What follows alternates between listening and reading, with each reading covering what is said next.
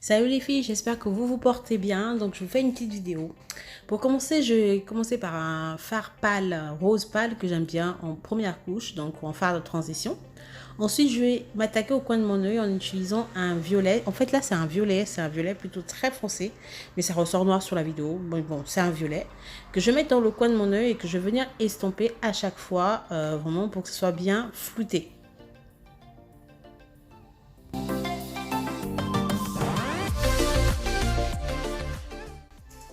Maintenant, je vais venir délimiter la zone de ma paupière mobile que je souhaite vraiment visible lorsque j'ai les yeux ouverts, vu que j'ai des paupières tombantes et que ma paupière mobile est très petite au niveau de la surface. Donc, je vais mettre le correcteur. Ensuite, je vais lever les yeux vers le ciel pour délimiter cette zone-là, tout simplement. Et je vais tracer, voilà, cette espèce d'arrondi, d'arc arrondi avec mon correcteur et à l'aide d'un pinceau plat pour vraiment venir mettre en évidence ma paupière mobile. Ensuite, là, vous voyez, je vais utiliser un fard rose plutôt irisé en fait sur le centre de ma paupière mobile, d'accord, pour venir marier avec la couleur foncée. Et ensuite, au début de l'œil, en fait, je vais mettre des paillettes, ou que d'autres appellent glitters. Donc, je vais mettre des paillettes vraiment pour donner un petit effet soirée et glamour à mon maquillage. C'est parti pour en fait un peu ma bête noire parce que moi, comme je vous ai dit, j'ai des paupières tombantes.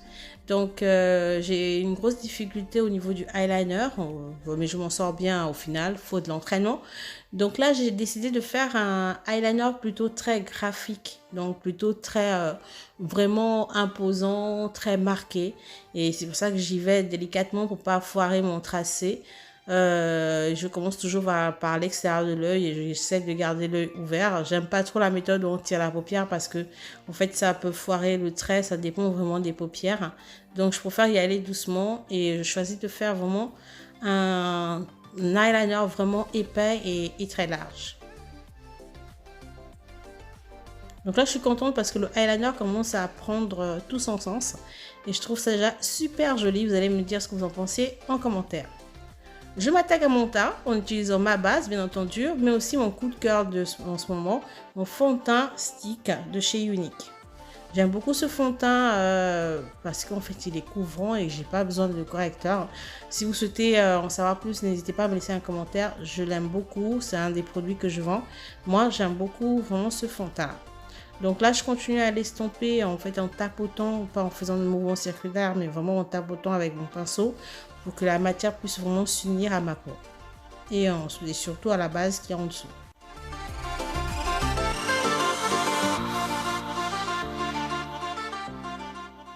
Je vais m'attaquer maintenant à mon contouring en utilisant un correcteur plutôt clair dans des tons beige, d'accord, pour venir mettre en lumière mes zones de lumière, j'ai envie de dire. Et surtout, faites attention quand vous choisissez ce correcteur pour ces zones-là. Sachez que plus c'est clair, pardon, et plus en fait le contouring va être marqué. À l'opposé, je choisis toujours le stick fond de teint, mais là cette fois-ci plus foncé, pour venir faire le côté foncé en fait de mon contouring, tout simplement parce que ce stick en fait s'estompe facilement et comme d'habitude je choisis d'estomper mon contouring au pinceau parce que je trouve que en fait ça adhère bien et puis ça permet d'estomper au bon endroit. Mais vous pouvez le faire également au blender si vous aimez utiliser le blender, il n'y a pas de souci, l'essentiel c'est que le résultat soit là.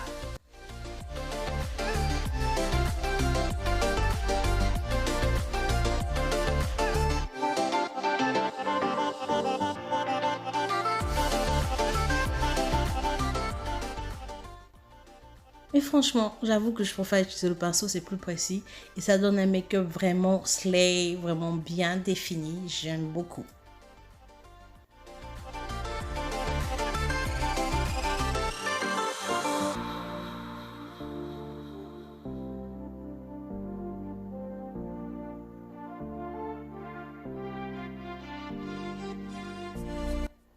Donc là, je vais estomper maintenant les démarcations au pinceau et au blender pour qu'il n'y ait pas de ligne vraiment, comment dire, visible, j'ai envie de dire.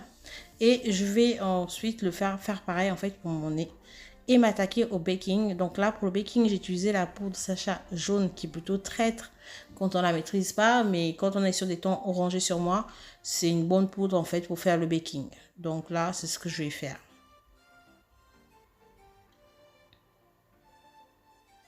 En attendant que mon baking prenne, je vais utiliser un fard noir sur ma paupière inférieure, vraiment très mat. Je pense que j'aurais pu utiliser un bleu, ça aurait fait un effet aussi bien. Mais bon, j'ai utilisé le noir et c'est pas plus mal. Je viens maintenant estomper ma poudre Sacha jaune sur l'ensemble de mon visage, enlever la matière, avant de venir après un peu poudrer avec un fond de teint poudre de ma carnation en fait, de ma teinte habituelle.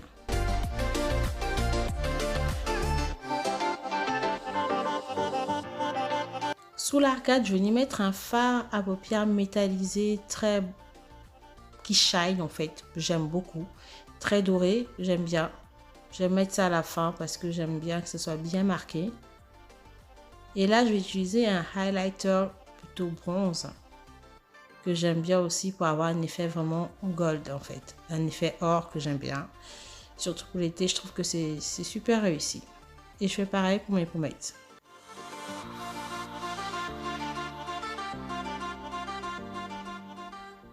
Donc là, je vais estomper tout ça parce que bientôt, je vais m'attaquer maintenant à ma frange. Une fausse frange que j'ai fabriquée moi-même. Vous allez voir. Donc, vous voyez, j'ai mis deux clips pour la raide du cheveu, en fait, le début de cheveux. Et un clip au-dessus au niveau du chignon. Donc là, je suis en train de le clipper, en fait. Ces deux clips-là pour le début de mes cheveux. Et j'ai clippé, en fait, au niveau de mon chignon. Donc là, je vous dis pas, ça va être une première fois pour moi et donc du coup, qui ne tente rien à rien. C'est parti. Donc là, j'y vais vraiment à l'aveugle. Le bazar. Je recherchais surtout à avoir une frange plutôt très old school, très années 60. C'est ce que je recherchais, voilà, pour changer. Je suis pas très franche, je vous l'avoue, mais bon, je voulais tester. Donc là, j'ai continué à couper. Et là, j'ai commencé à apprécier le résultat. C'était pas mal, moi, je trouvais, en tout cas. Dites-moi ce que vous en pensez en commentaire, si vous me préférez avec une frange ou sans frange. Donc là, moi, j'ai aimé. Et voilà le résultat. N'hésitez pas à vous abonner, les filles, sur ma chaîne, à rester câblées. Concours à venir, je vous fais plein de bisous. Mettez un pouce, partagez la vidéo. Et on se voit pour la prochaine fois. Bisous tout le monde. Ciao.